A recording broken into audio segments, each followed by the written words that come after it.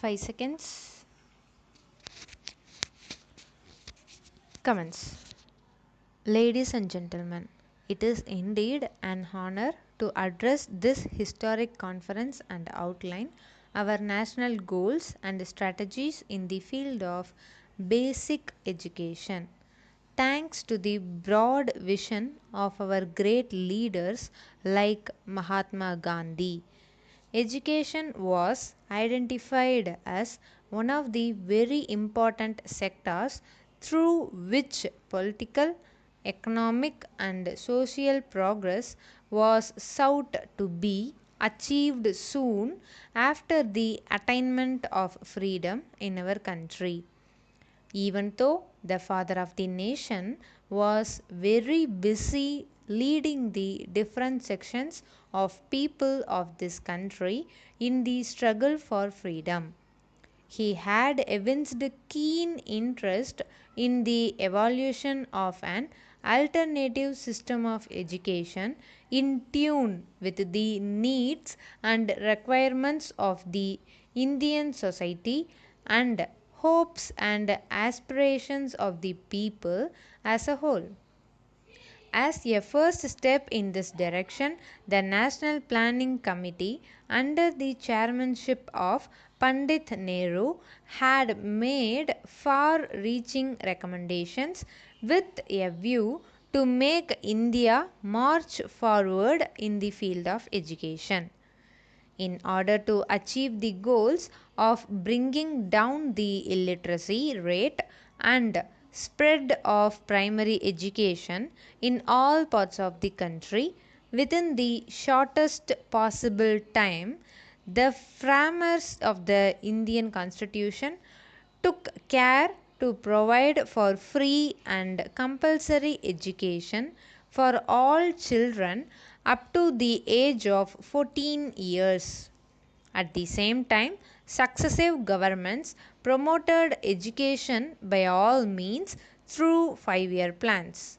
Even in these days of rapid progress made in the fields of science and technology all over the world in general and all round the country in particular, there is no reason why people in different parts of the country, especially in rural areas, prefer to send their children to work rather than to school to get basic education.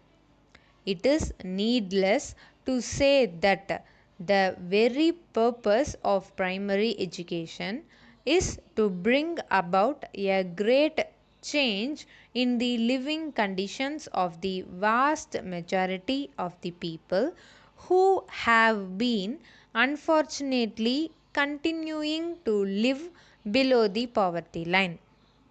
The aim of the government today is not only to provide the good educational facilities to our young boys and girls, but also help them make use of the equal employment opportunities in various public and private sector undertakings. At the same time, one should not lose sight of the fact that we have still a long way to go as far as strengthening the system of primary education and mobilizing the local communities of the cause of basic education are concerned.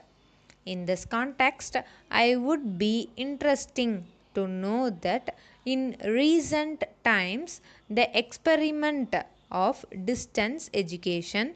being organized very satisfactorily by various universities in our country has been successful with the masses of urban and rural areas, making the process of learning a pleasant experience for them and brought into focus another interesting angle of teaching. It is no exaggeration to say that distance education has contributed to some extent to promotion of universalization of primary education. For the purpose of reaching out of the millions of people, the national policy on education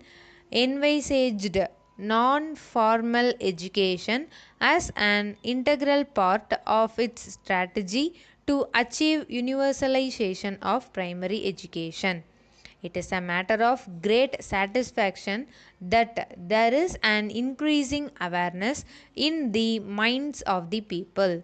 in our country that education is not necessarily a means to get employment opportunities but is an effective tool to bring about equality of life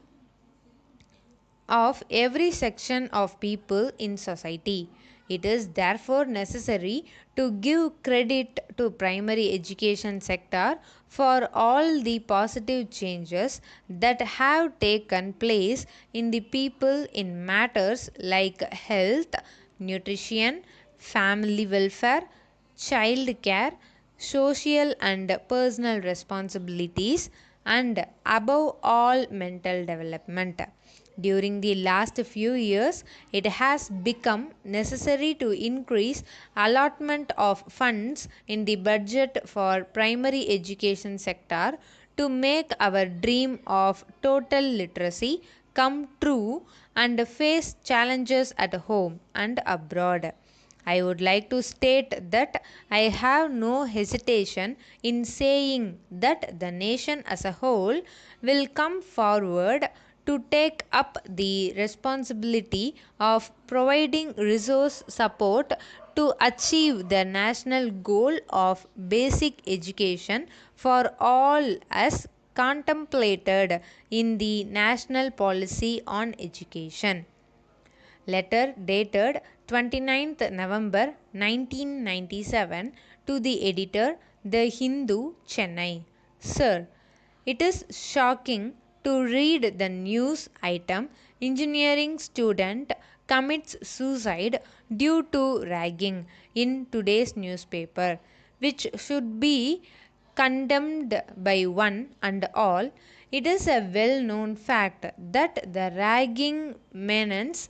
which was in practice once upon a time in medical and engineering colleges to remove the fear of new students in the new surroundings and help them establish friendly relations with their seniors has assumed alarming dimensions in recent times, making some of these sensitive, bright, and intelligent juniors who could not bear suffering any longer end their lives in frustration.